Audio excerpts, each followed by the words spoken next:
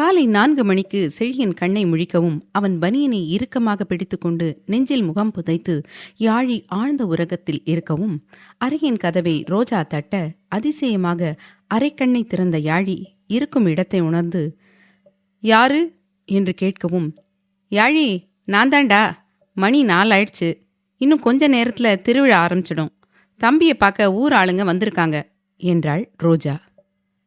நான் வர சொல்கிறேன் அண்ணி என்று யாழி தூக்க கலக்கத்தில் சொல்லவும், என்று ரோஜா அங்கிருந்து செல்ல கணவனின் நெஞ்சில் மீண்டும் முகம் புதைத்து யாழி கண்ணை மூட, விடு, ஆளுங்க வந்திருக்காங்க, போய் பார்க்கணும் என்றான் செழியன். பொறுமையாக பார்த்துக்கலாமாம்மா, உன் பொண்டாட்டி பாவம் தானே, கொஞ்ச நேரம் ப்ளீஸ் என்று விட்டு யாழி தூக்கத்தை தொடர, விடுடி, பெரியவங்களை காக்க வைக்கக்கூடாது என்று செழியன் கடுப்பாக சொல்லவும், சரியான அகிலா 2வா இருப்பான் போல, அம்மாவே பெட்டர் என்று மனதில் நினைத்த யாழி கண்ணை திறந்து அவனை முறைத்துவிட்டு பின்னால் திரும்பி படுத்துக்கொள்ள, என்ன மறுபடியும் படுக்கிற, மணி 4க்கு மேலே ஆகுது, எழுந்து இருக்கிற வேலையை பாரு, இது ஒன்றும் சிட்டி கிடையாது என்று செழியன் நக்கலாக கூறினான். என்னால் 4 மணிக்கெலாம் எழுந்துக்க முடியாது, ஆளுங்களை பார்த்துட்டு ஒரு 10 மணிக்காட்டம் காஃபியோடு வந்து எழுப்புங்க என்று யாழி சொல்லவும், ஏய் என்று கோபமாக கட்டிலை எட்டி உதைத்தான் செழியன். அதில் மிரண்டு போய் எழுந்து அமர்ந்த யாழி அவனையே பயந்த பார்வை பார்க்க, என்னடி, என்ன உன் வீட்டு வேலைக்காரன் நினைச்சியா? என்ன சொன்ன, காஃபி வேணுமா, அதுவும் 10 மணிக்கு எடுத்துகிட்டு வரணுமா? எதுக்கு 10 மணிக்கு எழுந்துக்கிற, இன்னும் 4 மணி நேரம் சேர்த்து தூங்க வேண்டியதானே? அம்மணி இங்கே சொகுசா தூங்கி வாழறதுக்கு தான் தாலி கட்டி கூட்டிட்டு வந்திருக்கேன் பாரு என்றான் செழியன் கோபமாக. எழுந்து நின்று அவனை முறைத்து பார்த்த யாழி, இங்கே பாருங்க மாமா, நான் ஒன்றும் சொகுசா தூங்கி வாழ இங்கே வரல, ஒத்துக்கிறேன், 10 மணிக்கு எழுந்திருப்பேன், காஃபி போட்டு எடுத்துகிட்டு வாங்கன்னு சொன்னது தப்பு தான், என் வீட்டில் என் அம்மா கிட்ட கேட்குற மாதிரி கேட்டுட்டேன், அதுக்குன்னு நீங்கள் பேசின வார்த்தையும் நடந்துக்கிட்ட விதமும் ரொம்ப தப்பு, என்னால் அவ்வளோ சீக்கிரம் காலையில் எழுந்திருக்க முடியாது, அது எனக்கு பழக்கப்பட்ட ஒன்று கிடையாது தான், அதுக்காக நான் அப்படியே இருக்க மாட்டேன்னு சொல்லலை, இனிமே என்னை நான் மாற்றிக்கிறேன் என்று விட்டு சூட்கேஸில் இருந்து ஆடையை எடுத்துக்கொண்டு அறையின் வெளியிலிருந்த குளியலறைக்குள் வந்தவள், இந்த ஆளு ரொம்ப ஓவராக தான் பேசுகிறான், அகிலா அன்னைக்கு சொன்ன மாதிரியே நடக்குதே, ஐயோ இங்கே நிம்மதியாக தூங்க கூட முடியாது போலவே, வீராப்பா வேற பேசிட்டு வந்துட்டேன், அதை ஃபாலோ பண்ணுவேனான்னு தெரியலையே, சரி நம்ம புருஷன் பார்க்க வேற அழகாக இருக்கான், அவனுக்காக என்ன வேணும்னாலும் பண்ணலாம், என்ன கொஞ்சம் கஷ்டமான விஷயமா இருந்தாலும் பழகினா சரியாக போயிடும் என்று நினைத்தபடி குளித்து முடித்து பிளவுஸ் பாவாடை அணிந்து தோளின் மேல் புடவையை போட்டு உடலை மறைத்தபடி அறைக்குள் வந்து பட்டன கதவை சாத்திவிட்டு புடவையை படபடவென்று கட்டி முடித்துவிட்டு இடுப்பு வரை இருந்த முடியை துண்டில் துவட்டவும் அறையின் கதவு தட்டப்பட்டது.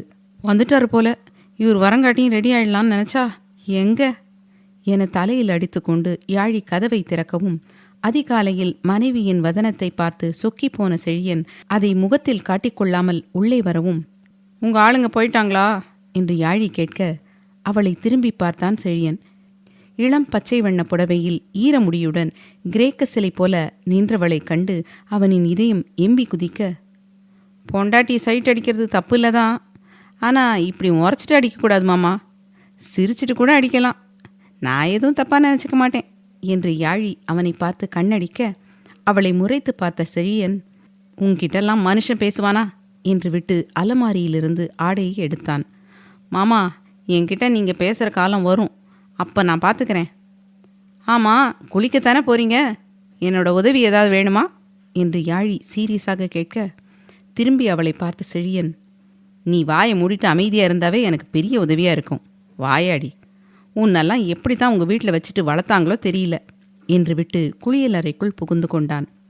இவருக்கு மட்டும் வாயே இல்லை பாரு, என்ன வாயாடின்னு சொல்கிறாரு, நான் என்ன அவ்வளோ வாயா பேசுகிறேன்? இருந்தாலும் இருக்கலாம், ஆனால் இப்படி இருக்கிறது தான் நல்லா இருக்குது. சரி யாழி, சீக்கிரமாக ரெடி ஆகிடு, இல்லைன்னா இந்த சிடுமூஞ்சி வந்து இன்னும் ரெடி ஆகாமல் என்ன பண்ணுறான்னு கத்த ஆரம்பிச்சிடுவான் என்று தனக்குத்தானே சொல்லிக்கொண்டு தலைவார ஆரம்பித்தாள். அத்தான் எழுந்திரி, அத்தைங்க மாமாங்க எல்லாரும் ரெடி ஆகிட்டு இருக்காங்க, நீ என்னன்னா நான் எழுப்ப தூங்கிட்டு இருக்க, இப்போ நீ எழுந்துக்க போறியா இல்லையா என்று கட்டிலில் படுத்து ஆழ்ந்த உறக்கத்தில் இருந்த சக்தியை உலுக்கி கொண்டிருந்தாள் தீக்ஷண்யா.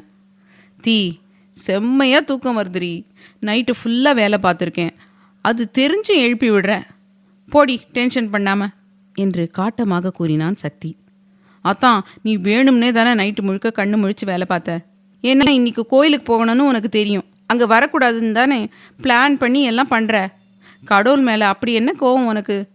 நம்ம கல்யாணம் நடந்ததுலேருந்து நம்ம வீட்டுக்கு வந்து விளக்கு பொறுத்த வரைக்கும் கடவுள் முன்னாடி நின்ன நீ இப்போ ஏன் கோயிலுக்கு வரத்துக்கு யோசிக்கிற என்று அழுத்தமாக கேட்டாள்.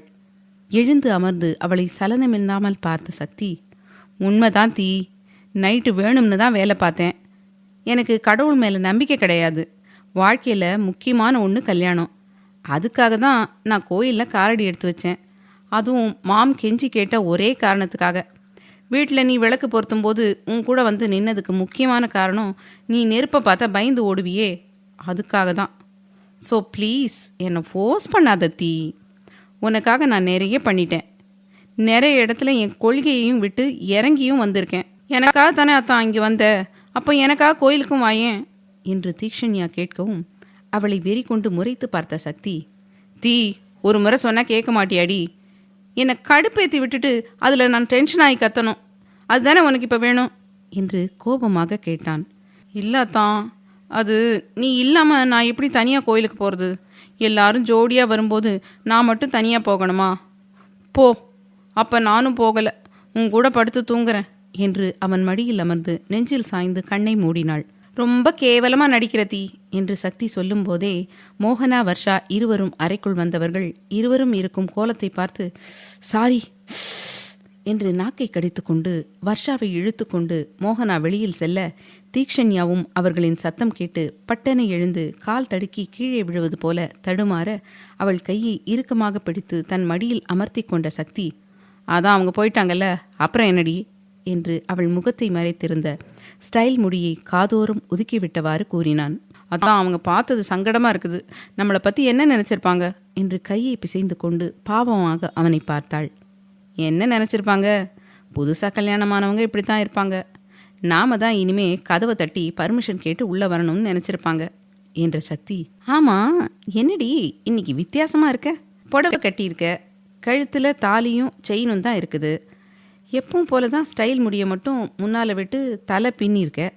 ஆனாலும் எனக்கு நீ டிஃப்ரெண்ட்டாக தெரியறியே என்று சந்தோஷமாக அவளை பார்த்து கேட்டான். அவனை பார்த்து அழகாய் சிரித்த தீக்ஷண்யா, அதான் நான் எப்பவும் போல தான் இருக்கேன். ப்ளவுஸ் தான் குட்டி கை வச்சு பின்னாடி கொஞ்சம் அதிகமாக இறக்கம் வச்சு தைச்சிருக்கேன். அதான் உங்களுக்கு பார்க்க வித்தியாசமாக இருக்குது போல என்று சொல்லவும், என்று அவளையே சில நொடிகள் பார்த்த சக்தி பின் அவள் நெற்றியில் மென்மையாக முத்தம் வைத்து குட் நைட் என்று விட்டு படுத்து கொண்டான். அத்தான் என்று தீக்ஷண்யா சிணுங்க, சாரி தீ, என்னால் எங்கேயும் வர முடியாது. லாஸ்ட்டாக சொல்கிறேன், உனக்கு விருப்பம் இருந்தால் போ, இல்லைன்னா நீயும் என்னோட படுத்துக்கோ, எனக்கு எந்த பிரச்சனையும் இல்லை என்று சொல்லவும், போடா எருமை என்று தீக்ஷண்யா அவனை முறைக்க, அடிங்க டாவா சொல்கிற என்று சக்தி எழுந்திருப்பது போல பாவ்லா செய்யவும், ஆத்தி நான் இல்லை என்று விட்டு வேகமாக நடுக்கூடத்திற்கு வந்தவள் அனைவரும் ஒன்றாக நிற்பதில் அவர்கள் அருகில் வந்து நின்று கொள்ள, இதோ உங்கள் ஆசை மருமக வந்துட்டா, இன்னும் உங்கள் பையன் வர எவ்வளவு நேரம் ஆகுமோ தெரியல என்று சாய்ரா கடுப்பாக கூறினாள். சாய்ரா, என்ன பேச்சு பேசுகிற? சத்தியமாக உன்னை பெற்றது காயத்ரி தானான்னு யோசிக்க வைக்கிற அளவுக்கு உன்னோட நடவடிக்கை இருக்குது. நானும் உன்னை கவனிச்சுட்டு தான் இருக்கேன். உன்னோட பார்வையிலிருந்து பேசுகிற விதம் வரைக்கும் தப்பாகவே இருக்குது. பாவம் வசந்த் ஏற்கனவே ஒடிஞ்சு போயிருக்கான். தயவு செஞ்சு இப்படி அவசர குடுக்கையா ஓவராக பேசி அவனை கஷ்டப்பட வைக்காத என்று முருகன் கோபமாக சொல்லவும் தங்கையை கடுமையாக முறைத்து பார்த்தான் ராணா. ச்ச என்று சாய்ரா முகத்தை திருப்பிக் கொள்ள சாகித்யாவுக்குத்தான் அசிங்கமாக இருந்தது. முன்னமெல்லாம் அவனை பார்த்தாலே ஒருவித மரியாதை தான் வீட்டில் இருப்பவர்களிடம் தெரியும். எப்போது சாய்ராவை கல்யாணம் செய்தானோ அப்போதிருந்து இப்போது வரை அவனை பார்ப்பவர்கள் பாவம் கலந்த மரியாதையுடன் பார்க்கும்போதே அவனை நினைத்தே அவனுக்கு சங்கடமாக இருந்தது. சாகியின் முகமாற்றத்தை கவனித்து வருந்திய தீக்ஷி பேச்சை மாற்றும் விதமாக சரோவிடம், பாட்டி அவர் கோயிலுக்கு வரலன்னு சொல்லிட்டாரு என்று சொல்லவும் யாருக்கும் அதிர்ச்சியோ ஆச்சரியமோ இல்லை. சக்தி வரமாட்டான் என்று அனைவருமே உறுதியாக நம்பினர். பின்ன மோகனாவிடம் கோயிலில் கல்யாணம் நடக்கவே கூடாது என்று அத்தனை முறை வாதம் செய்ததை வீட்டில் இருந்தவர்கள் அனைவரும் கேட்டு கதிகலங்கி போய் நின்னது அவங்களுக்கு தானே தெரியும். அத்தியாயம் 134. ரது, இப்போ நீ எதுக்கு மூஞ்சியை தூக்கி வச்சுட்டு வந்து இங்கே உட்காந்துருக்கிற? நான் திருப்பி திருப்பி சொல்லிட்டு இருக்க மாட்டேன். ஒழுங்கா வந்து நேரத்துக்கு சாப்பிடு என்று கன்னத்தில் கை வைத்து தோட்டத்து கல் பெஞ்சில் அமர்ந்திருந்த வந்தனாவை பார்த்து கூறினான் யுவா. இதுதான் உங்ககிட்ட எனக்கு பிடிக்கவே இல்லை தீரன். உங்கள் காதலை நீங்கள் என்கிட்ட சொன்ன விதத்திலிருந்து நீங்கள் இப்போ வரைக்கும் என்கிட்ட நடந்துக்கிற விதம் வரைக்கும் தப்பாகவே இருக்குது. நான் என்னோட விருப்பப்படி தான் இருப்பேன். நீங்கள் அது பண்ணு இது பண்ணுன்னு சொல்லி நான் கேட்டு பண்ண உங்கள் பெண்டாட்டி கிடையாது. ஒவ்வொரு முறையும் உங்ககிட்ட தெளிவாக சொல்கிறேன் எனக்கு உங்களை பிடிக்கலன்னு. அப்படி இருந்தும் ஏன் ஃபோர்ஸ் பண்ணுறீங்க என்று நிதானமாக கேட்டாள் வந்தனா. பொய் சொல்கிற ரது, உனக்கு என்னை ரொம்ப ரொம்ப பிடிக்கும். உன் மனசுக்குள்ளே நான் இருக்கேன். அப்படி இல்லாமலா நான் உன்னை அதிக உரிமையோடு தொடும்போது அமைதியாக இருப்பேன்? அதையும் தாண்டி நீ என் கண்ணை பார்த்து பேசவே மாட்ட. உனக்கு பயம் எங்கே என் கண்ணை பார்த்து பேசினா உண்மையாகவே இவனை லவ் பண்ணிடுவோமோன்னு. என்ன உளறீங்க? காலையில் குடிச்சிட்டு வந்திருக்கீங்களா என்று வந்தனா நக்கலாக கேட்க, ஆமாம், ஹெல்த் ட்ரிங்க் குடிச்சிட்டு வந்திருக்கேன் என்று யுவா கிண்டலாக சொல்லவும் அவனை முறைத்து பார்த்த வந்தனா, என்ன கிண்டலா? சரி, அப்படியே நீங்கள் கிண்டல் பண்ணுறதா இருந்தாலும் வேற யாரையாவது போய் பண்ணுங்க. தயவு செஞ்சு என்னை டிஸ்டர்ப் பண்ணாதீங்க. நீங்கள் பண்ணுற எதுவுமே எனக்கு சுத்தமாக பிடிக்கல. தொடர்ந்து இதே மாதிரி பண்ணிங்கன்னா கண்டிப்பாக நான் வேலையை வேண்டான்னு போயிடுவேன். அம்மாவுக்காகத்தான் நான் பொறுத்து போகிறேன். இல்லைன்னா எப்போவோ நான் இங்கேருந்து கிளம்பியிருப்பேன் என்றாள் கோவமாக. போயிடுவியாடி? என்கிட்ட சொல்லாமல் கூட போயிடுவியா? என்னை விட்டுட்டு தனியாக இருந்துடுவியா? உன்னால் முடியுமா என்று யுவா கேட்கவும், கண்டிப்பாக முடியும். நீங்கள் யார் எனக்கு? நீங்கள் இல்லாமல் என்னால் இருக்க முடியாதா? அரசியல்வாதிங்க முட்டாளாக இருப்பாங்கன்னு கேள்விப்பட்டிருக்கேன். முதல் முறையாக அதை உங்ககிட்ட பேசி தான் உணர்றேன்.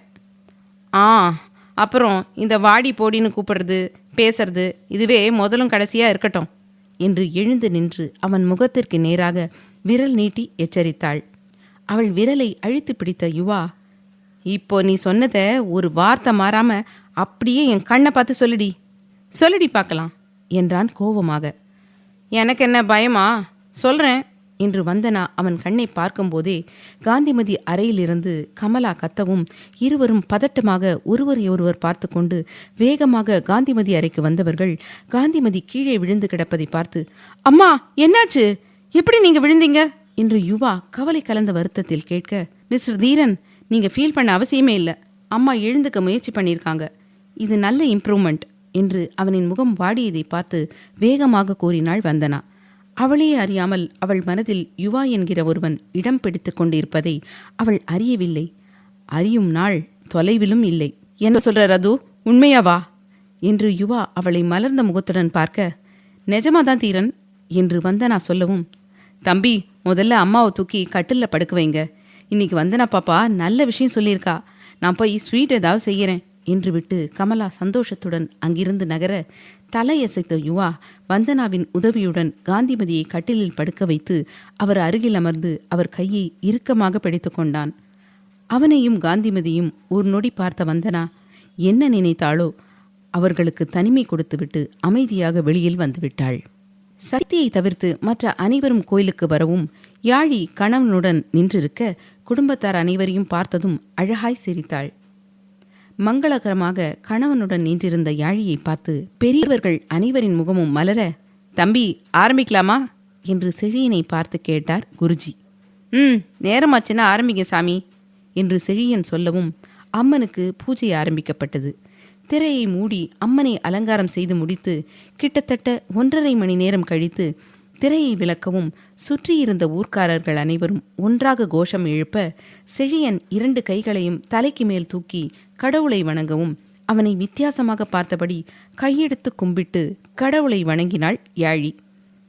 அம்மனை அலங்காரத்தில் பார்த்த அங்கிருந்த அனைவரின் மனமும் குளிர்ந்து போய் மனதில் இருந்ததை கூட மறந்து மெய் மறந்து சில நிமிடங்கள் ரசித்து பார்க்க சங்கை ஊதி குருஜி தீபாராதனை காட்டவும் அனைவரும் மயக்க நிலையிலிருந்து வெளிவந்து கடவுளை மீண்டும் வணங்க செழியன் தலையில் துண்டை கட்டிவிட்டு அவன் கையில் பூஜை தட்டை கொடுத்து குருஜி மந்திரங்களை சொல்லவும் மனைவி கையில் பூஜை தட்டை கொடுத்தான் செழியன். இதை வச்சு நான் என்ன பண்ணணும் என்று யாழி பாவமாக கேட்க, வாயாடி, பூஜை முடிகிற வரைக்கும் கொஞ்சம் வாயை அடக்கிட்டு அமைதியா இரு என்று செழியன் அவளை பார்த்து முறைக்க, நான் ஒரு வார்த்தை பேசினாவே வாயாடி பட்டம் கட்டுறீங்க. அங்கே பாருங்க, உங்களை ஒருத்தி கொள்ளிக்கண்ணை வச்சுட்டு அப்படி பார்க்குறா. அவளுக்கு என்ன பேர் வைப்பீங்க என்று யாழி கேட்க, எங்கடி என்று செழியன் மெல்லமாக கேட்க, அதோ அங்கே பாருங்க மாமா என்று யாழி கண்ணை காட்டவும் அவள் கண்ணை காட்டிய திசையில் பார்த்த செழியனுக்கு ஆத்திரமாக வந்தது. காரணம், அவள் கண்ணை காட்டிய திசையில் நின்று முழுங்குவது போல பார்த்தது சாக்ஷாத் காதம்பரியே. மாமா என்று யாழி அவன் கையை சுரண்டவும், கொஞ்சம் வாயை மூடிட்டு அமைதியா பூஜையை கவனிச்சு பொறுப்பா இரு. இப்படி சின்ன குழந்தை மாதிரி ஒவ்வொன்றும் என்கிட்ட சொல்லி கேட்டு என்னை சாவடிக்காத என்று கோபமாக கூறினான். நான் என்ன பெருசாக சொல்லிட்டேன், இந்த ஆளு ஓவராக தான் பண்ணுறான். இருடா, இன்னைக்கு நைட்டு உன்னை வச்சுக்கிறேன் என்று மனதில் நினைத்த யாழி பூஜையில் கவனத்தை செலுத்தவும் சில நிமிடங்களில் பூஜை முடிந்து முதலில் செழியன், அதன் பின் மற்றவர்களுக்கு பிரசாதம் வழங்க அனைவரும் பிரசாதம் வாங்கி கொண்டு கோயிலின் பின்னால் இருந்த உணவு மேடைக்கு செல்லவும் ரோஜா, மலர் இருவரையும் வீட்டிற்கு போகச் சொல்லிவிட்டு மனைவியுடன் தினேஷ் குடும்பத்தார் அருகில் வந்த செழியன், மாமா சாமி கும்பிட்டு வாங்க, பின்னாடி அன்னதானம் நடக்குது, எல்லாரும் சாப்பிடலாம் என்றான். வரோம் செழியா என்று விட்டு தினேஷ் முன்னால் செல்ல மற்றவர்களும் அவர் பின்னாலேயே செல்ல செழியனின் கை சட்டையை பிடித்த யாழி, மாமா அண்ணி அத்தை எதுக்கு வீட்டுக்கு அனுப்பிச்சு வச்சிங்க? ஊரே இங்கே இருக்கும்போது அவங்க அங்கே போய் என்ன பண்ண போகிறாங்க என்று கேட்க, வீட்டுக்கு போய் தூங்கட்டும், அதுக்கு தான் அனுப்பி வச்சேன். நான் தான் சொன்னேன்ல, கேள்வி கேட்டு என்னை சாவடிக்காதன்னு. அந்த வாய் கொஞ்ச நேரமாவது மூடி இருக்காதாடி, சும்மா எப்போ பாரு லொடலொடன்னு பேசிட்டே இருக்க. ச்சே என்று சலித்து கொண்டான் செழியன். நீங்கள் பேசுகிற பேச்சு எதுவுமே எனக்கு புரியல. என்னை பற்றி பேசின பேச்சுக்கு உங்களை நைட்டு வச்சுக்கிறேன். அண்ணியையும் அத்தையும் எதுக்கு அனுப்பினீங்கன்னு கேட்டால் சம்மந்தமே இல்லாமல் பதில் சொல்கிறீங்க. நான் உன் பெண்டாட்டி தானே ஏளா, என்கிட்ட சொல்ல மாட்டியா என்று யாழி கொஞ்சியபடி கேட்க சுற்றி முற்றி பார்த்துவிட்டு மனைவியை முறைத்த செழியன், என்னடி பேர் விட்டு கூப்பிடுற? இதுவே வீட்டில் கூப்பிட்டுருந்த வாயை ஒட்டச்சு போட்டிருப்பேன் என்று அடிக்குரலில் சீரவும், அதற்கெல்லாம் அசருவாளா யாழி? நான் கேட்ட கேள்விக்கு இது பதில் இல்லையே. கேள்வி கேட்டால் சரியான பதிலை சொல்ல மாட்டீங்க, உங்களை எப்படி நாட்டாமையாக போட்டாங்க என்று நக்கலாக கேட்டாள். இங்கே இருக்கவங்க எல்லாரும் முட்டாளு, அதான் என்ன மாதிரி ஒரு தற்குறியை நாட்டாமையாக தேர்ந்தெடுத்தாங்க. உன் தம்பி கூட இங்கே இருக்க எல்லாரையும் முட்டாளை தாண்டி நினச்சிட்டு இருக்கான்.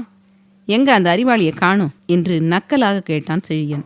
அவனை மூக்கைச் சுருக்கி முறைத்து பார்த்த யாழி, இங்கே பாருங்க மாமா, என்னை பற்றி என்ன வேணும்னாலும் பேசுங்க, ஆனால் என் தம்பியை பற்றியோ என் குடும்பத்தை பற்றியோ ஏதாவது பேசுனீங்க நான் பொல்லாதவளாக மாறிடுவேன் என்றாள். ஓ, ஒட்டி பிறந்த பாசமா மூக்குக்கு மேலே கோவம் வருது என்று செழியன் நக்கலாக கேட்க, அவனுக்கு நான் அக்கா, அதாவது இன்னொரு அம்மா. அவன் என்னோட பையன், அவன் மேலே எப்படி பாசம் இல்லாமல் போகும் என்று யாழி கோபமாக கேட்கவும் செழியன் வாயை மூடிக்கொண்டான். அவனால் மறுவார்த்தை பேச முடியவில்லை. அத்தியாயம் 135. என்ன வாயை மூடிட்டு என்னையவே அப்படி பார்க்குறீங்க? இன்ன வரைக்கும் வார்த்தையாலேயே ஒரு மாதிரி நக்கலாக பேசுனீங்க என்று கணவனை முறைத்தபடி கேட்டாள் யாழி. கோயிலில் நிற்கிறோம்னு தான் அமைதியாக இருக்கேன், இதுவே வீடாக இருந்தா என்னோட நடவடிக்கையே வேற மாதிரி இருந்திருக்கும் என்று செழியன் கோபமாக சொல்ல, என்ன ஏளா இவ்வளோ கோபமாக பேசுகிற? நான் என்ன கேட்டேன்? எதுக்கு இவ்வளோ கோபம் என்று பொறுமையாக கேட்டாள் யாழி. வாயாடி, பேர் விட்டு கூப்பிடாத. அங்கே பாரு, உன் குடும்பம் எல்லாரும் வராங்க, போய் அவங்கள கூட்டிட்டு வா, சாப்பிடலாம் என்றான் செழியன். இந்த ஆள் என்ன இப்படி இருக்கான்? அத்தை ரோஜாவை வீட்டுக்கு ஏன் அனுப்புனன்னு கேட்டாலும் பதில் இல்லை. இப்போ என்னன்னா என்னோட குடும்பம்னு பிரித்து பேசுகிறான். ஐயோ கடவுளே, இவன் கூட நான் எப்படி குப்பை கொட்ட போகிறேன்னு தெரியலையே என்று நினைத்தபடி கணவனை ஒரு பார்வை பார்த்துவிட்டு குடும்பத்தார் அருகில் வந்த யாழி, அப்பா எல்லாரும் வாங்க சாப்பிடலாம் என்றாள். பார் மோகனா, கல்யாணமாகி போயிட்டா அப்போ கூட நம்மளை இவன் மிஸ் பண்ணலை. அதை கூட விடு, இப்போ நம்மக்கிட்ட வந்ததும் முதல்ல அவங்க அப்பா தான் அவளுக்கு கண்ணுக்கு தெரிகிறாங்க. முதல்ல அவங்கள கூப்பிட்டு அப்புறம் நம்மளை பேருக்குன்னு கூப்பிடுறா என்று அகிலா சொல்லவும் அவரை முறைத்து பார்த்த யாழி, உனக்கு என்கிட்ட சண்டை வளர்க்கலன்னா அந்த நாளே ஓடாதாமா? இது கோயில், தயவு செஞ்சு என்னை டென்ஷன் பண்ணி கத்த வைக்காத. என் புருஷன் வேற இங்கே பெரிய ஆளாம், நான் பஜாரி ஆட்டம் கத்தினா அவரோட மானம் போயிடும், அதனால உன் மருமவனுக்காக கொஞ்சம் வாயை மூடிட்டு இரு என்றாள்.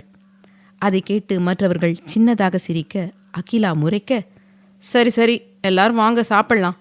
ஆமாம், இந்த சக்தி எங்கே வரல என்று தம்பியின் குணத்தை அறிந்தும் கேட்டாள் யாழி. அவன் என்னைக்கு கோயிலுக்கு வந்திருக்கான்? கேட்டால் கடவுள் நம்பிக்கை இல்லை, அது இதுன்னு டயலாக் பேசுவான். இப்போ எதுக்கு அவனை பற்றி பேசிட்டு? வா யாழி, எனக்கு பசிக்குது, நாம் முன்ன போய் சாப்பிடலாம். செழியன் வேற ரொம்ப நேரம் நின்றுட்டுருக்கான் என்று விட்டு யாழியின் கையை பிடித்து தினேஷ் முன்னால் செல்லவும் அவர் பின்னாலேயே மாயவன், அகில், முருகன், சாஹி, ராணா என்று செல்ல, பார் வர்ஷா, இன்னைக்கு நம்மளை இவங்க யாரும் கண்டுக்க மாட்டாங்க என்றார் மோகனா. அது சரிதான் மோகனா. நாமளா போய் பேசினாலும் 2 வார்த்தையில் பதில் சொல்லி அனுப்பிச்சிடுவாங்க. இந்த யாழி என்னதான் மந்திரம் போட்டு வச்சானே தெரியல, எல்லாரையும் மயக்கிட்டா என்றார் வர்ஷா. நம்ம வீட்டில் முதல்ல பிறந்த பொண்ணு யாழி. என்னதான் சாஹி பிறந்திருந்தாலும் பொம்பளை பிள்ளைய தான் பசங்களுக்கு பிடிக்கும். அதான் யாழி மேலே அவனுங்க எல்லாருக்கும் அவ்வளவு பாசம் என்றார் சரோ. இருந்தாலும் அத்தை இந்த அளவுக்கு செல்லம் ஆகாது. ஆனாலும் இனிமே யாழி இல்லாமல் எப்படி இருக்க போகிறாங்கன்னு நினச்சாலும் கஷ்டமாக தான் இருக்குது. நாம் கூட ஏதோ வேலை செஞ்சு அந்த நாளை ஓட்டிடுவோம். உங்கள் பசங்கள்லாம் யாழி கண்முழிச்சு ஹாலுக்கு வந்து அவங்க கூட அரட்டை அடித்தாதான் அந்த நாளே முடியும். அவள் லண்டனில் இருந்தப்போ கூட வாரத்தில் 3 நாள் போய் பார்த்துட்டு வருவாங்க. இப்போ என்ன பண்ணுவாங்க என்று வர்ஷா கேட்க, இப்போவும் பார்க்கணுன்னு தோணினா வந்து பார்த்துட்டு தான் போவாங்க. அப்புறம் ஃபோன் எதுக்கு இருக்குது என்று சரோ சொல்லவும், உங்கள் பசங்க சரியானவங்க தான் என்று விட்டு வர்ஷா, அகிலா, மோகனாவுடன் முன்னால் செல்ல, உங்கள் அத்தைங்களுக்கு கொழுப்பை பற்றியா? அவளுங்களுக்கு என் பசங்க ஏதாவது பண்ணினா என் புருஷன் என் மாமான்னு கொஞ்சறது. அதுவே அவனுங்க அவளுங்களை விட்டுட்டு பொண்ணுங்க மேலே பாசம் வச்சு பாதுகாப்பாக பார்த்துட்டா என் பையன்னு சொல்ல வேண்டியது என்று தீக்ஷி சாய்ராவிடம் கூறியபடி அன்னதானம் நடக்கும் இடத்திற்கு வந்தார். அவர் சொன்னதை கேட்டு சாய்ரா, தீக்ஷண்யா இருவரும் புன்னகைக்கு, ஆனாலும் மாமாங்க ஓவர் செல்லம் தான் கொடுக்குறாங்க. சன்மியை தேவையே இல்லாமல் டாக்டர் படிக்க வைக்கிறதுல இருந்து நடிக்க அலோ பண்ணுற வரைக்கும் பண்ணுற எதுவுமே சரியில்லை. யாழி அக்கா, சன்வி அக்கா 2 பேரும் கூட தான் டாக்டரேட் பண்ணியிருக்காங்க. ஆனால் அவங்க என்ன வேலைக்கா போகிறாங்க? இப்போ புருஷன் வீட்டு வேலையை பார்த்துட்டு தானே இருக்காங்க. அதே மாதிரி சன்மிக்கு கல்யாணம் ஆனாலும் அவளும் அதையே தான் பண்ண போகிறா. அதுக்கு ஏன் அவளை வெளியில் அனுப்பி படிக்க வைக்கணும் என்று சாய்ரா சொல்லவும் சரு எதுவும் சொல்லவில்லை. ஆனால் தீக்ஷண்யாவுக்கு கோபம் சுள்ளென்று வர சாய்ராபுரம் திரும்பி, அக்கா, எல்லாரோட வாழ்க்கையும் ஒரே மாதிரி இருக்காது. சன்வி அக்கா ஒன்றும் வீட்டில் சும்மா இல்லை. விஸ்வா மாமா கம்பெனியை பார்த்துட்டு அவருக்கு ஹெல்ப்பாக தான் இருக்காங்க. இனி யாழி அக்காவும் எதுலையாவது ஒன்று சாதிப்பாங்க. வாய் இருக்குன்னு என்ன வேணும்னாலும் பேசாதீங்க என்றாள் கோபமாக. பாட்டி, இப்போ நான் என்ன தப்பாக சொல்லிட்டேன்? இவ இந்த குதி குதிக்கிறா. இவ எது பேசினாலும் சரி, நான் எது பேசினாலும் தப்புன்ற மாதிரி இருக்குது. இதனாலேயே நான் இவ இருக்கும்போது வாயை மூடிட்டு நிற்கிறேன் என்று எரிச்சலாக கூறினாள் சாய்ரா. சாய்ரா, தீக்ஷி, இது கோயில். இங்கே வந்து சந்தை கடையில் காய்கறிக்கு பேரம் பேசுகிற மாதிரி பேசிட்டு இருக்காதீங்க என்று சரு தீக்ஷண்யாபுரம் திரும்பி, இங்கே பாரு தீக்ஷி, சாய்ரா சொன்னதை உன்னால் ஏற்றுக்க முடியலனாலும் அதுதான் நிஜம். வாழ்க்கைனா கல்யாணமாகி குழந்தை பெற்று அடுத்த சந்ததியை பெருக்கி அவங்கள நல்ல முறையில் வளர்த்தினமான்னு தான் இருக்கணும். நாமளே பெரிய குடும்பம்தான். பையன் ஏதாவது சாதிச்சா கூட பரவாயில்ல. நீங்கள் பொண்ணுங்க சாதிச்சு என்ன பண்ண போறீங்க? ஏதோ ஆசைக்காக வேலைக்கு போறீங்களா? போங்க. அதை விட்டுட்டு அதுலேயே கவனத்தை முழு நேரமாக செலுத்தக்கூடாது. உன் அத்தை மோகனா கல்யாணமாகி மாதத்துலேயே நல்ல செய்தி சொன்னா. எனக்கும் என் கொள்ளு பேரனை பார்க்கணுன்னு ஆசையாக இருக்குது. நான் இந்த உலகத்தை விட்டு போகிறதுக்குள்ள என்னை கொள்ளு பாட்டியாக ஆக்கிடுங்க என்று சொல்லவும் சாய்ரா நக்கலாக தீக்ஷண்யாவை பார்க்க தீக்ஷண்யா கலங்கிய கண்ணை கட்டுப்படுத்தி கொண்டு அமைதியாக நின்றாள். பாட்டி, அதெல்லாம் உன்னை நான் சீக்கிரம் கொள்ளு பாட்டி ஆக்கிடுறேன். ஆனால் இவகிட்ட எதையும் நீ எக்ஸ்பெக்ட் பண்ணாத. இவெல்லாம் அதுக்கு லாயக்கே இல்லை என்றாள் சாய்ரா. சாய்ரா, கோயிலில் நின்றுட்டு என்ன பேச்சு பேசுகிற? முதல்ல தீக்ஷியை குத்தி காமிக்கிற மாதிரி பேசுறத நிறுத்து. எத்தனை முறை சொன்னாலும் திருந்தறதில்ல. போய் சாப்பிடு என்று அவளை அனுப்பி வைத்த சரோ அவள் சென்றதும் தீக்ஷண்யாவின் கையை பிடித்து, தீக்ஷி, பாட்டி சொன்னதை நினைச்சு வருத்தப்படுறியா என்று கேட்டார். இல்லைன்னு பொய் சொல்ல விரும்பல பாட்டி. ஏன் நீங்களும் அம்மாவும் குழந்தை பெற்று எடுன்னு சொல்கிறீங்க? நான் என்ன மிஷினா? என் பொண்ணுங்கள்லாம் சாதிக்கக்கூடாதா? சொல்கிறேன்னு தப்பாக நினைக்காதீங்க பாட்டி. குழந்தை பெற்று கொடுக்கணும்னு ஆசையாக கேட்குறதுக்கும் திணிக்கிறதுக்கும் வித்தியாசம் நிறைய இருக்குது. நீங்கள் எல்லாரும் உங்களோட ஆசையை சொன்னாலும் கேட்குற எனக்கு அது வற்புறுத்தலாக தான் தெரியுது. உண்மையா நானும் அத்தானும் இன்னும் வாழ்க்கையை தொடங்கலை. இப்போதைக்கு நாங்கள் குழந்தை பெற்றுக்கணும்னு ஐடியாலையும் இல்லை. என் புருஷனே என்னோட கனவுக்கு மதிப்பு கொடுத்து தைரியமாக முயற்சி பண்ணுன்னு அப்ரோச் பண்ணும்போது நீங்கள் ஏன் குழந்தைன்னு ஆரம்பிக்கிறீங்க? 20 வயசு பொண்ணுக்கு கனவு, ஆசை, லட்சியம்னு எதுவுமே இருக்கக்கூடாதா? இங்கே சில பொண்ணுங்க வாழ்க்கையில் புருஷனுங்க வரமாக கிடைச்சாலும் அவரை சுற்றி இருக்கிற சொந்த பந்தம் உங்களை மாதிரி ஒரு தாட்டில் இருக்காங்க. முதல்ல இப்படி பேசுகிறத இன்னியோட விடுங்க. நீங்களும் ஒரு பொண்ணு தான் பாட்டி. நீங்களே மோட்டிவேட் பண்ணாமல் டீமோட்டிவேட்டாக பேசாதீங்க என்று விட்டு மோகனா அருகில் சென்று அமர்ந்து கொண்டாள் தீக்ஷண்யா. தீக்ஷண்யா வாழ்க்கையை ஆரம்பிக்கவில்லை என்று சொல்லும்போதே சரோவிற்கு ஒரு மாதிரியாகிவிட்டது. என்ன இவ இப்படி சொல்லிட்டு போறா? அப்படியே இவளுக்கு கனவு ஆசைன்னு இருந்தாலும் அதுக்காக குழந்தைய தள்ளி போடுவாளா? எல்லாம் இந்த சக்தியை சொல்லணும். இவகிட்ட இனி பேசுறது வேஸ்ட்டு. வீட்டுக்கு போய் அவன்கிட்ட பேசிக்கலாம் என்று மனதிலேயே நினைத்தபடி அரைகுறையாக உணவை குறித்தார். செழியன் குடும்பத்தார் அனைவருக்கும் பார்த்து பார்த்து உணவை பரிமாறி அவர்களை நன்றாக கவனித்துவிட்டு தினேஷ், மாயவன், அகிலிடம் வேலை விஷயமாக வெளியில் செல்வதாக சொல்லிவிட்டு மோகனாவிடம் பேசிக்கொண்டிருந்த யாழி அருகில் வந்து, நான் வேலையாக வெளியே போகிறேன், நீ இங்கே நான் பேசிட்டு 1 மணி நேரத்தில் வந்து கூட்டிகிட்டு போகிறேன் என்றான். என்று யாழி சொல்லவும் மோகனாவிடம் தலையசைத்துவிட்டு பைக்கை எடுத்துக்கொண்டு காய்கறி மண்டியை நோக்கி வந்து கொண்டிருந்தவன் எதிரில் சக்தியின் கார் வரவும் பைக்கை பட்டென நிறுத்திவிட்டு பைக்கின் ஆக்சிலேட்டரை முறுக்கியபடி காரின் டிரைவர் சீட்டில் அமர்ந்திருந்த சக்தியை முறைத்து பார்த்தான் செழியன். சக்தியும் அவனை முறைத்து பார்த்தபடி காரில் இருந்து இறங்கி வர செழியனும் பைக்கில் இருந்து இறங்க, ஒன்றுத்துக்கும் உதவாத நீ டாக்டரேட் பட்டம் வாங்கின என் அக்காவை கல்யாணம் பண்ணி அவள் வாழ்க்கையே அழிச்சிட்டல்ல என்று அவன் அருகில் வந்து கோபமாக கூறினான். நான் ஒன்றுத்துக்கும் உதவாதவன் தான். உன் அக்காவை நான் கல்யாணம் பண்ணிக்கிட்டது தப்பு தான். ஆனால் நேற்று என்னோட நிலைமை வேற. கண்டிப்பாக கல்யாணம் நடந்தே ஆகணும்னு ஒரு நிலையில தான் இருந்தேன். அப்போ உன் அக்கான்னு இல்லை, வேற யாரையோ கட்டிக்கோன்னு பெரியவங்க சொல்லியிருந்தாலும் கண்ணை மூடிட்டு தாலி கட்டியிருப்பேன். நீ வெசனப்படாத. நான் தற்குறியாக இருந்தாலும் என் பொண்டாட்டியோட கனவை ஒரு நாளும் சிதைக்க மாட்டேன். உன் அக்கா படித்த படிப்புக்கு ஏற்ற மாதிரி பக்கத்து கிராமத்தில் இருக்க பள்ளிக்கூடத்தில் டீச்சர் அம்மா வேலைக்கு கேட்டு பார்க்குறேன் என்றான். நீ தற்குறின்னு தெளிவாக நிரூபிக்கிற. என் அக்கா என்ன படிப்பு படிச்சிருக்கான்னு தெரியுமா? எத்தனை வருஷம் படிச்சிருக்கா? அதுவும் எந்த யூனிவர்சிட்டியில் முடிச்சிருக்கான்னு தெரியுமா? நீ என்னன்னா ரொம்ப சாதாரணமாக டீச்சர் அம்மா வேலைக்கு கேட்டு பார்க்குறேன்னு சொல்கிற. அவள் படித்த படிப்புக்கு ஒரு காலேஜை நிர்வாகம் பண்ணுற அளவுக்கு திறமை இருக்குது என்று சக்தி அடக்கப்பட்ட கோபத்துடன் சொல்லவும் அவனை அதிர்ச்சியாக பார்த்தான் செழியன். செழியன் அதிர்ச்சியுடன் சக்தியை பார்க்கவும் அவனை நக்கலாக பார்த்த சக்தி, உன்னோட தேவையை மட்டும் பூர்த்தி பண்ணிட்டா பத்தாது. உனக்கு எதிரில் இருக்கவங்க எப்படின்னு ஒரு முறைக்கு 10 முறை யோசித்து முடிவு எடுக்கிறவன் தான் சிறந்த தலைவன். நீ எல்லாம் இந்த ஊருக்கு நாட்டாமையாக இருக்க தகுதியே இல்லை. என் அக்காவோட வாழ்க்கை இதே கிராமத்தோட முடிஞ்சிடும். அவள் படித்த படிப்புக்கு அர்த்தமே இல்லாமல் பண்ணிட்டியே. நீ சரியான சுயநலவாதி என்றான் கோபமாக. தப்பு தான். என்னோட சுயநலத்துக்காக உன் அக்காவை நான் கல்யாணம் பண்ணிக்கிட்டது தப்பு தான். ஆனால் இனிமே என்னோட தப்பை திருத்திக்க முயற்சி பண்ணுறேன். உன் அக்காவை கிராமத்தில் அடிமை வாழ்க்கை வாழ விட மாட்டேன்.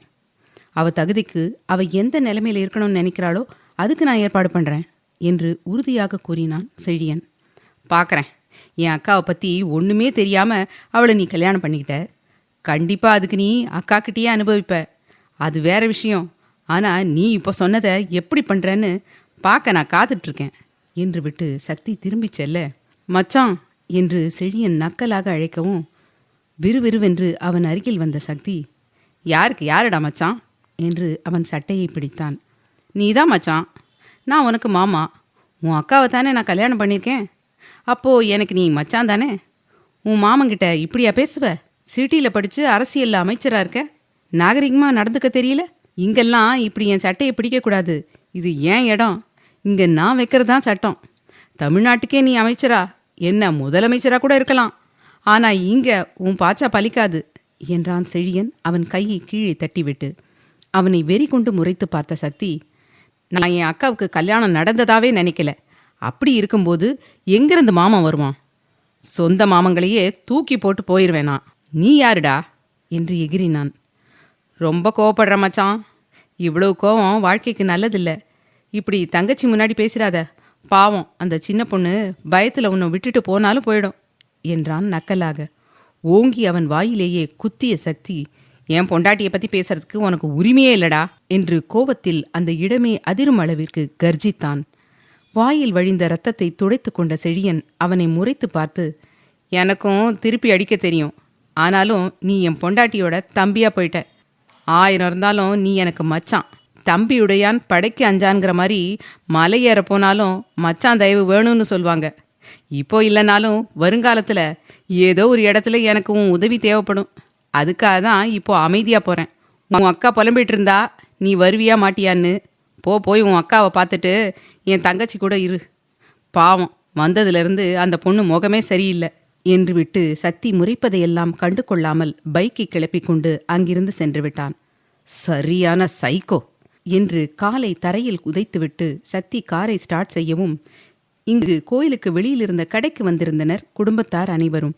அங்கிருந்த தள்ளுவண்டி கடையில் தொங்கிக் கொண்டிருந்த கண்ணாடி வளையலை பார்த்து தீக்ஷண்யாவின் கண்கள் விரிய அவளை கவனித்த சாகி மோகனாவிடம், மம்மி வளையல் வாங்கிக்கிறீங்களா என்று கேட்டான். சாஹி என்று மோகனா சொல்லும்போதே, என் பொண்டாட்டிக்கு நான் வாங்கி கொடுப்பேன், அங்கே பாரு உன் பொண்டாட்டி உன்னை முறைச்சி பார்க்குறா, போய் அவளுக்கு வாங்கி கொடு என்றார் தினேஷ். இருந்தாலும் டேடி, உங்களுக்கு இவ்வளவு பொசசிவ்னஸ் ஆகாது என்றவன் தீக்ஷண்யாவை கண்ணால் ஜாடை காட்டிவிட்டு, சரி நீங்கள் பர்ச்சேஸ் பண்ணுங்க, நான் தேவிக்கு என்ன வேணும்னு கேட்டு வாங்கி கொடுக்குறேன், நாங்களா வர வரைக்கும் எங்களை டிஸ்டர்ப் பண்ணக்கூடாது என்று சொல்லிவிட்டு சாய்ரா தேவியின் கையை பிடித்து இழுத்து கொண்டு சென்றான். குரங்கு, நான் அவன் மேலே கோமா இருக்கேன்னு தெரிஞ்சும் என்னை கண்டுக்காம அவன் பொண்டாட்டியை கூட்டிட்டு போறான் பாருங்கப்பா என்று யாழி மாயவனிடம் சொல்லவும், அவன் கண்டுக்கலன்னா என்ன, நீ வா யாழி, அப்பா அவனுக்கு வாங்கித்தரேன் என்று யாழி வர்ஷா இருவரையும் அழைத்து கொண்டு மாயவன் ஒரு பக்கம் செல்ல, அகிலா அகில் மறுபக்கம் செல்ல, நீ மட்டும் ஏண்டா நிற்கிற, நீயும் உன் பொண்டாட்டியை எழுத்துட்டு போ என்றார் சரோ. என்று சிரித்த தினேஷ் தீக்ஷண்யாவை பார்த்து, தீக்ஷி நீ உங்களோட வா, உனக்கும் பிடிச்சதெல்லாம் வாங்கிப்ப என்றார். சக்தி இருந்திருந்தா இந்நேரம் தீக்ஷியும் ஜாலியாக அவன் கூட போயிருப்பா என்று ராணா சொல்லவும், தீக்ஷணாவிற்கு ஒரு மாதிரியாகிவிட அதை முகத்தில் காட்டாமல் தினேஷை பார்த்து, இல்லை மாமா நான் வரல, நீங்கள் அத்தையை கூட்டிகிட்டு போயிட்டு வாங்க, எனக்கு சாப்பிட்டது ஒரு மாதிரியாக இருக்குது, நான் பாட்டி கூடவே இருக்கேன் என்றாள். தீக்ஷி, என்னை முருகன் அண்ணா கூப்பிட்டாரு, நான் அங்கே போகணும், நீ தனியாக இருக்க வேண்டாம், தினேஷ் கூட போ என்றார் சரு. ஆமாம் தீக்ஷி நீயும் வா என்று மோகனா அவள் கையை பிடிக்க, இல்லாத்த எனக்கு ரொம்ப டயர்டாக இருக்குது, சுற்றுற அளவுக்கு இப்போ நான் ஆக்டிவாக இல்லை, நீங்கள் போயிட்டு வாங்க, நான் இங்கேயே உட்காந்துருக்கேன் என்றாள் தீக்ஷண்யா. இங்கேயே எப்படி உட்காந்துருப்ப என்று மோகனா கோபமாக கேட்க, அதை விடுங்க அத்தை, அவள் தான் முடியலன்னு சொல்கிறாள்ல, அவளை கம்பல் பண்ண வேண்டாம், நான் இங்கே தானே இருக்கேன், நான் பார்த்துக்கிறேன் என்று ராணா சொல்லவும், சரியான அடம் தீக்ஷி, நீ இந்த அடவாத குணத்தை மாற்றிக்கோ என்று கோபமாக சொல்லிவிட்டு, வாங்க மாமா நாம போலாம் என்று கணவனின் கையை பிடித்து கொண்டு சென்றார் மோகனா. தீக்ஷண்யா கலங்கிய கண்ணை கட்டுப்படுத்தி கொண்டு நிற்க, ராணா பார்த்துக்கோ, அவளை தனியாக விட்டுட்டு எங்கேயும் போயிடாத என்று அழுத்தமாக சொல்லி தீக்ஷண்யாவின் தலையை தடவி கொடுத்துவிட்டு அங்கிருந்து நகர்ந்தார் சரோ. தீக்ஷி அந்த மரத்துக்கிட்ட நிற்கலாமா என்று ராணா கேட்கவும், இல்லை மாமா இங்கேயே நிற்கலாமே என்று தள்ளுவண்டி கடையில் இருந்த வளையலை ஏக்கமாக பார்த்து கொண்டே கூறினாள் தீக்ஷண்யா.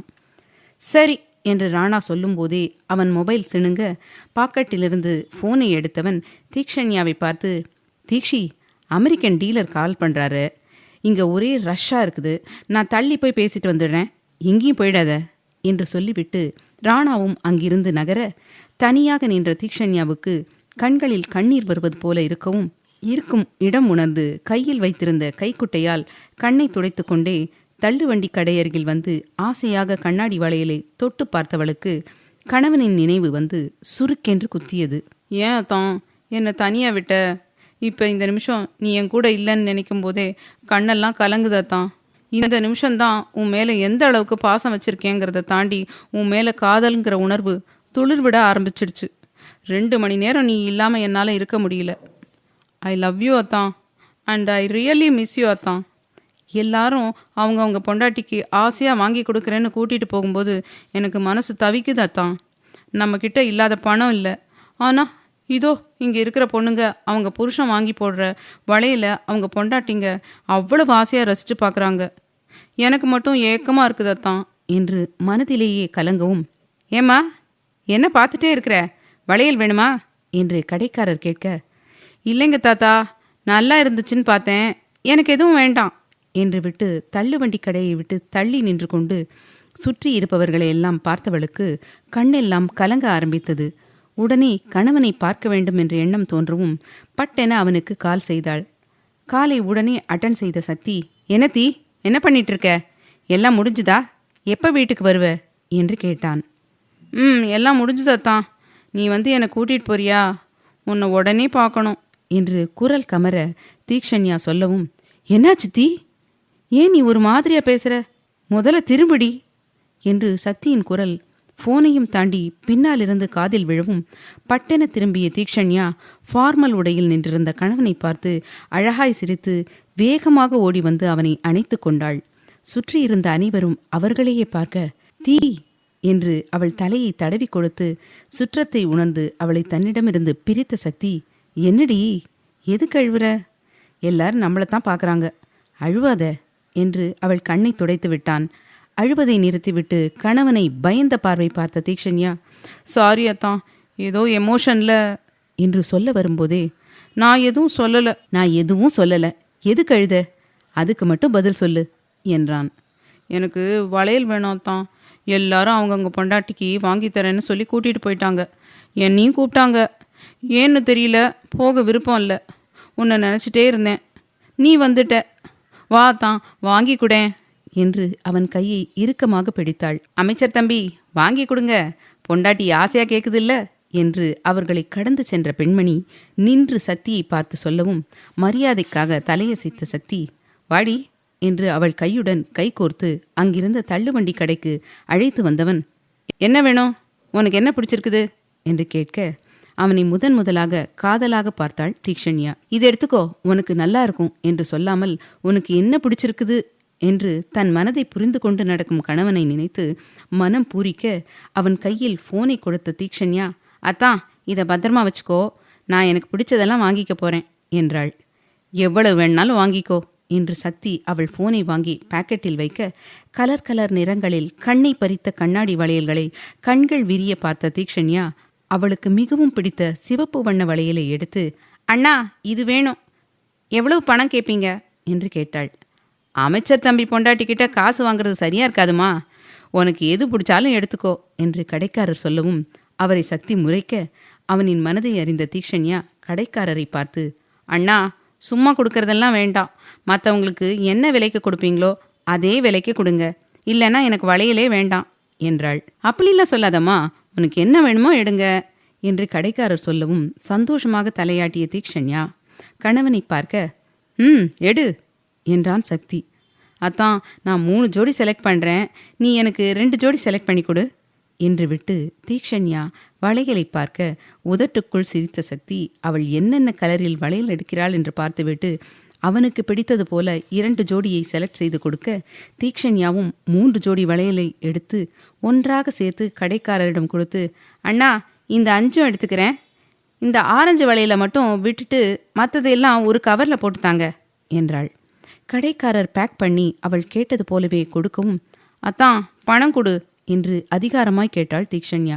சக்தி அவளை வித்தியாசமாக பார்த்தபடி பர்சிலிருந்து பணத்தை எடுத்து அவள் கையில் கொடுத்து, இவ என்ன இன்னைக்கு வித்தியாசமா நடந்துக்கிறா, இப்படிலாம் பண்ண மாட்டாளே என்று மனதிலேயே நினைக்கவும், அத்தான் பணம் கொடுத்துட்டேன், இந்தா மீதி என்று அவன் சட்டை பாக்கெட்டில் வைத்தாள். வா தான் அந்த மரத்துக்கிட்ட போய் நிற்கலாம் என்று அழைக்க நெற்றியை நீவியபடி அவளை பார்த்த சக்தி, என்னடி இன்னைக்கு வித்தியாசமா நடந்துக்கிற என்று கேட்டே விட்டான்.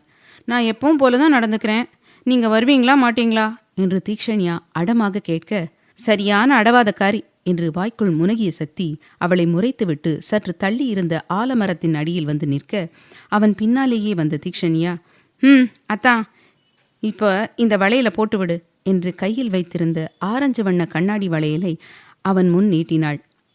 இதுக்கு தான் என்னை இங்கே இழுத்துட்டு வந்தியா, குடு என்று அவள் கையில் இருந்த வளையலை வாங்கி அவள் கையை மென்மையாக பிடித்து வளையலை அணிவித்துவிட்டு முடிக்க 2 கையையும் ஆட்டி அவனை பார்த்து அழகாய் சிரித்த தீக்ஷண்யா, எப்படியத்தான் இருக்குது என்று கேட்க, கொல்ற தீ, உன்னை ஏதோ பண்ணணும் போல இருக்கு என்று அவனையும் மீறி அவளின் அழகிய வதனத்தை பார்த்து மனம் தடுமாறி உளர, அதான் என்ன இப்படிலாம் பேசுற, எனக்கு வெக்கமா இருக்குது என்று தீக்ஷண்யா முகத்தை மூடவும் கோன் வைத்திருந்த அவளின் தங்க நிற கையில் வளையல் டான்ஸ் ஆட முகத்தை மூடி முகம் சிவக்க நின்ற மனைவியை பார்க்க பார்க்க திகட்டவில்லை சக்திக்கு. இந்த தருணத்தை மனக்கண்ணில் மட்டும் பதிவிடாமல் போனை எடுத்து போட்டோவும் எடுத்துக்கொண்டான். அத்தியாயம் 137. தீக்ஷண்யாவின் அழகிய வதனத்தை சக்தி போட்டோ எடுக்கவும் கையை இறக்கிவிட்டு கணவனை பார்த்த தீக்ஷண்யா, அத்தான் என்ன பண்ண, போட்டோ எடுத்தியா, சத்தம் கேட்டுச்சு என்று கேட்டாள். ம், ஆமாம், நீ அந்த போஸில் அழகாக இருந்தியா, அதான் எடுத்தேன். இங்கே பாரு எப்படி இருக்கு என்று சக்தி ஃபோனை காட்டவும் அவன் ஃபோனை பிடுங்கி ஃபோட்டோவை தடவி பார்த்த தீக்ஷண்யா, சூப்பராக இருக்குது அத்தான் என்றவள். அத்தான், யாரோட ஃபோட்டோவை ஃபோன் வால்பேப்பராக வச்சிருக்க, நான் பார்க்கணும் என்று தீக்ஷண்யா கேட்டபடி பார்க்க சக்தி அமைதியாக நிற்கவும் ரேவதி சக்தி இருவரும் முறைத்து கொண்டு சண்டைக்கு தயாராவது போல போஸில் இருந்த ஃபோட்டோ அவன் வால்பேப்பராக இருக்கவும் அதை பார்த்த தீக்ஷண்யாவுக்கு ஒரு மாதிரியாகிவிட பட்டென ஃபோனை அவனிடம் கொடுத்து விட்டாள். என்ன தீ, ஏன் உன் முகம் மாறுச்சு என்று அவளை அழுத்தமாக பார்த்தபடி சக்தி கேட்க கையை பிசைந்து கொண்டு அவனை பார்த்த தீக்ஷண்யா, அத்தான் சொல்கிறது தப்பா சரியானு தெரியல, ஆனால் என்னால் சொல்லாமல் மனசில் வச்சுக்கவும் முடியல, அதான் சொல்கிறேன். நீ வால்பேப்பராக வச்சிருக்கிற ஃபோட்டோ எனக்கு பிடிக்கலை. அது எப்படி பொண்டாட்டி என்ன வைக்காம அவங்க கூட இருக்கிறத வச்சிருக்கிற என்று மூக்கு நுனி சிவக்க பொறாமையாக கேட்டாள். ஏன்னா ரேவதி என் வாழ்க்கையில் அந்த அளவுக்கு முக்கியம் தீ என்று சக்தி சொல்லவும், என்னை விடவா தான் என்று தீக்ஷண்யா கலங்கிய கண்களுடன் கேட்க, உன்னை கம்பேர் பண்ணும்போது மற்றவங்க எல்லாருமே எனக்கு 2ஆம் பட்சம்தான். ஸோ தேவையில்லாமல் உன்னை நீயே குழப்பிக்காத. இந்த ஃபோட்டோ தான் 3 வருஷமாக என் வால்பேப்பராக இருக்குது. எனக்கு தோணுச்சுன்னா நான் சேஞ்ச் பண்ணிடுவேன் என்றான் சக்தி. அவன் கையை பிடித்த தீக்ஷண்யா, எனக்காக மாற்றுவியாத்தான், எனக்கு அதை பார்க்கவே பிடிக்கலை. எனக்கு தெரியும் அவங்க உன்னோட ஃப்ரெண்டு தான், ஆனாலும் எனக்கு பிடிக்கலை. நான் இருக்கும்போது எப்படி நீ அவங்க கூட இருக்க ஃபோட்டோவை வைக்கலாம் என்று கோபத்திலும் பொறாமையிலும் அவளின் மூக்கின் நுனி சிவந்து போனது. அவள் பொறாமையை நினைத்து மனதிற்குள் சிரித்த சக்தி, நீ சொன்னா மாத்தாம இருப்பேனா, கண்டிப்பா மாத்திருவேன் என்று விட்டு அவர்களின் திருமண புகைப்படத்தை வால்பேப்பராக செட் செய்யவும் அதை பார்த்து அழகாய் சிரித்த தீக்ஷண்யா, அத்தான்னா அத்தான்தான் என்றாள். ஆனாலும் தீ, உனக்கு சரியான அடவாதம்தான் என்று சக்தி சொல்லவும், ஒரு விஷயம் வேணும்னா அடம் பிடிக்கலான்னு ஒரு படத்தில் சொல்லியிருக்காங்க, நீ கேள்விப்பட்டது இல்லையா தான் என்று நக்கலாக கேட்டாள் தீக்ஷண்யா. அடிங்க, என்னடி நக்கலா, நீ கூப்பிடாததுக்கு முன்னாடியே வந்தேன்ல, எனக்கு இதுவும் வேணும் இதுக்கு மேலேயும் வேணும் என்று சக்தி சொல்லவும் அவனை பாவமாக பார்த்த தீக்ஷண்யா, என்னத்தான் எதுக்கு இப்படிலாம் பேசுகிற, நான் சும்மா கிண்டலுக்கு தானே சொன்னேன் என்றாள் பாவமாக. நீ நார்மலாக பேசினா கூட நான் நம்பியிருப்பேன்டி, ஆனால் இப்படி பாவமாக முகத்தை வச்சுட்டு பேசுறீல்ல, அதைத்தான் என்னால் நம்ப முடியல என்று சக்தி சொல்லும்போதே அவனின் மொபைல் சிணுங்கியது. யார் இப்போ ஃபோன் பண்ணுறாங்க என்று தீக்ஷண்யா கேட்கவும் ஃபோனின் திரையை அவள் புறம் திருப்பி காட்டிய சக்தி, நான் அட்டென்ட் பண்ணி பேசவா இல்லை பேசக்கூடாதா என்று கிண்டலாக கேட்டான். ஃபார் எவர் ரேவ் என்று சேவ் செய்திருந்த பெயரை பார்த்ததுமே தீக்ஷண்யாவுக்கு ரேவதி தான் கால் செய்கிறாள் என்பது புரிய கணவனை பார்த்து, நான் பேச வேண்டாம்னு சொன்னாலும் அப்படியே பேசாமல் இருந்துட்டு தான் மாறு வேலை பார்ப்பீங்க பாருங்க, பேசுங்க பேசுங்க என்று அவன் அருகில் ஒட்டி நின்று அவன் கையுடன் தன் கையை கோர்த்து கொண்டாள். என் பொண்டாட்டிக்கு பொறாம வர ஆரம்பிச்சிருச்சு, இனி லவ்வும் வர ஸ்டார்ட் ஆயிடும் என்று மனதிலேயே நினைத்த சக்தி அவள் கையை மென்மையாக கோர்த்தபடி காலை அட்டன் செய்து, சொல்லு ரேவதி, என்ன இப்போ கால் பண்ணியிருக்க, ஏதா பிரச்சனையா என்று கேட்டான். இல்லை சக்தி, எந்த பிரச்சனையும் இல்லை. நீ பிஸியாக இருக்கியா இல்லை ஃப்ரீயா? நான் ஃப்ரீயாக தான் இருக்கேன் ரேவதி, சொல்லு என்ன விஷயம்? ரேவதி நடந்த அனைத்தும் ஒன்று விடாமல் சொல்லி, இன்னைக்கு வந்த பூனே ஹாட் நியூஸே இதுதான், நீ நியூஸ் பார்த்தியா இல்லையா என்று ரேவதி கேட்கவும் அவள் சொன்னதை கேட்டு அதிர்ந்த சக்தி, இல்லை ரேவதி, நான் இன்னைக்கு கொஞ்சம் பிஸியாக இருந்தேன்.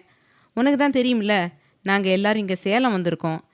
எப்படி இவ்வளோ பெரிய காரியத்தை கொஞ்சமும் பயப்படாமல் செஞ்சீங்க? அவனுங்களை பிடிச்சிருந்தா கோர்ட்டில் ஒப்படைச்சு தண்டனை வாங்கி கொடுத்துருக்கலாம் என்றான் சக்தி. எல்லாருக்கும் சட்டம் நீதியை சொல்லாது சக்தி, இங்கே பணம் பதவிக்கு தான் அதிக மரியாதை, அதான் அவனை நாங்கள் கொன்னுட்டோம் என்று ஆக்ரோஷமான கோபத்துடன் கூறினாள் ரேவதி. நீங்கள் பண்ணினதை நான் தப்புன்னு சொல்லலை ரேவதி, எனக்கும் தெரியும் ஒரு சில விஷயத்துக்கெல்லாம் சட்டம் சரியான நீதியை கொடுக்காதுன்னு. ஆனாலும் நான் எதுக்கு சட்டத்துக்கு முன்னாடி அவனுங்களை தண்டனை வாங்கி கொடுக்கணும்னு சொன்னேன்னா, மாதவி அதிகமாக ட்ரக்ஸ் எடுத்துக்கிட்டதால தான் செத்தான்னு போஸ்ட்மார்ட்டம் ரிப்போர்ட்டில் மென்ஷன் பண்ணியிருக்குது. ஸோ அவங்களோட கேரக்டர் அங்கே தப்பாக தானே ப்ரொஜெக்ட் ஆகியிருக்குது. உண்மையான ரிப்போர்ட் நம்மக்கிட்ட இருந்தாலும் ஹாஸ்பிட்டலில் போலியாக ஜோடிச்சு கொடுத்த ரிப்போர்ட்டை தானே போலீஸ் நம்பும். அதுக்கு தான் நான் பொறுமையாக அவனுங்க யாருன்னு மட்டும் கண்டுபிடிங்கன்னு சொன்னேன் என்றான் சக்தி. அக்காவே உயிரோடு இல்லை சக்தி. அவங்க செத்ததுக்கப்புறம் நல்லவங்கன்னு பேர் வாங்கி என்ன அர்த்தம்? எனக்கு அவனுங்களை கொலை பண்ணணும்னு தோணுச்சு. துணிஞ்சு பண்ணிட்டேன். எந்த எவிடன்ஸும் விடாமல் பண்ணியிருக்கோம். அதையும் தாண்டி ஏதாவது பிரச்சனை வந்தா நீ தான் எங்களை காப்பாற்றணும் என்றாள் ரேவதி. பெருமூச்சு விட்ட சக்தி, போலீஸ், ஜேர்னலிஸ்ட், கிரிமினல் லாயர் 3 பேரும் சேர்ந்து கொலை பண்ணியிருக்கீங்க. கண்டிப்பாக ஒரு ஆதாரமும் சிக்காதுன்னு நம்பிக்கை எனக்கு இருக்குது. அதையும் மீறி ஏதாவது ஆதாரம் இருந்தால் அதை எப்படி அழிக்கணும்னு எனக்கு தெரியும். இப்போ நீங்கள் எங்கே இருக்கீங்க? உதயா, மீனா எங்கே என்று சக்தி கேட்க, என் கூட தான் இருக்காங்க. பூனேல தான் இருக்கோம். உன்கிட்ட சொல்லாமல் கொள்ளாமல் வந்து நாங்களே எல்லாம் பண்ணிட்டோம்ல, அதான் நீ ஏதாவது தப்பாக நினச்சிப்பியான்னு 2 பேரும் பயந்துட்டு இருக்காங்க என்று சிரிப்பை அடக்கியபடி கூறினாள் ரேவதி. நம்ம 4 பேரும் ஒன்று தான் ரேவதி. நமக்கு தேவை மாதவி கொலைக்கு நியாயம் மட்டும்தான். அதை யார் எப்படி கொடுத்தா என்ன என்று சக்தி சாதாரணமாக கேட்கவும், நானும் இதையே தான் சொன்னேன். ஆனால் இதுங்க 2 தான் பயந்து சாகுது என்று தலையில் அடித்து கொண்டாள் ரேவதி. நீங்கள் 3 பேரும் முதல்ல சென்னைக்கு வந்து சேருங்க. அவங்க 2 பேரையும் பயந்துக்க வேண்டாம்னு சொல்லு ரேவதி. ஆசால்ட்டாக கொலையை பண்ணிட்டு எனக்கு பயந்துக்கிறாங்கன்னு சொல்கிறது தான் பெரிய காமெடியாக இருக்குது என்று நக்கலாக கூறினான் சக்தி. ரேவதி சத்தமாக சிரிக்க, சரி ரேவதி, பாருங்க, நானும் தீயும் வெளியில் இருக்கோம். தாத்தா வீட்டுக்கு போயிட்டு கால் பண்ணுறேன் என்று விட்டு காலை கட் செய்த சக்தி தன்னையே முறைத்து கொண்டிருந்த மனைவியை என்ன என்பது போல் பார்த்தான். உன் ஃப்ரெண்ட்ஸ் கூட பேசினா என்னை மறந்துடுவெல்லாத்தான் என்று தீக்ஷண்யா கணவனை முறைக்க, அவள் கையை இறுக்கமாக கோர்த்த சக்தி, நான் எப்பவும் உன்னை மறந்ததில்லடி. என் இதயம் துடிக்கிறதே உனக்காக மட்டும்தான். உன் மேலே கோபம், வெறுப்பு இருந்தாலும் எப்பவும் உன்னை கஷ்டப்படுத்தி பார்க்கணும்னு நான் நினச்சதே கிடையாது. என் தீ எப்பவும் சந்தோஷமாக இருக்கணும், இருப்ப. அந்த அளவுக்கு நான் உன்னை சந்தோஷமாக பார்த்துப்பேன் என்றான் சக்தி. எப்படியாத்தான் பேசியே கவுத்துடுற? உன்கிட்ட போய் இந்த கேள்வியை கேட்டேன் பாரு. நீ தான் கல்வித்துறை அமைச்சராச்சே, உனக்கு பேசவா கற்றுக் கொடுக்கணும் என்று கிண்டலாக கூறினாள் தீக்ஷண்யா. நீயும் கல்வித்துறை அமைச்சர் பொண்டாட்டி தானேடி, உனக்கு மட்டும் பேச தெரியாது பாரு என்று சக்தி அவளை முறைக்கவும், தினேஷ், மோகனா, மாயவன், வர்ஷா, அகில், அகிலா, சாகித்யா, சாய்ரா, யாழி என்று அனைவரும் வரவும், என்னடா எதுக்கு இப்படி அவளை முறைச்சி பார்க்குற? அவளை முறைச்சி பார்க்கவே இங்கே வந்தியா என்று யாழி கேட்க, என் பார்வையே அப்படிதான்க்கா. சும்மா நான் பார்த்தாலும் அதில் 10,000 குறையை கண்டுபிடிக்க உன்னால் மட்டும்தான் முடியும். என்ன தான் அந்த ஆளை எனக்கு பிடிக்கலன்னாலும் அவன் பாவம்தான். தெரியாமல் உன் கழுத்தில் தாலியை கட்டி வாழ்நாள் முழுக்க கொடுமையை அனுபவிக்க போகிறான் என்று நக்கலாக கூறினான் சக்தி. அவன் சொன்னதை கேட்டு அகிலா, மோகனா, வர்ஷா 3வரும் சிரிக்க, அவனை கொடூரமாக முறைத்து பார்த்த யாழி, என்னை அவருக்கு கல்யாணம் பண்ணி கொடுக்க கூடாதுன்னு அவ்வளவு ஸ்ட்ராங்காக நின்று என்கிட்டயே முகத்தை திருப்பிட்டு போனேன். இப்போ என்னன்னா அவருக்கு சப்போர்ட் பண்ணுற? உண்மையை சொல்லு, நீ யார் பக்கம் என்று யாழி சீரியஸாக கேட்க, நான் உன் பக்கம்தான் அக்கா. உன்னை பற்றி எனக்கு முழுசாக தெரிஞ்சதால தான் சொல்கிறேன். லிட்ரலி அந்த ஆள் பாவம். இருந்தாலும் அனுபவிக்கட்டும். உன்னை பற்றி ஒன்றும் தெரியாமல் பொண்ணு கிடைச்சா போதுன்னு தாலி கட்டினான்ல, அவன் அனுபவிக்கிறதுல தப்பே இல்லை என்று சக்தி சொல்லவும் அவன் பின்னால் வந்து நின்றான் செழியன்.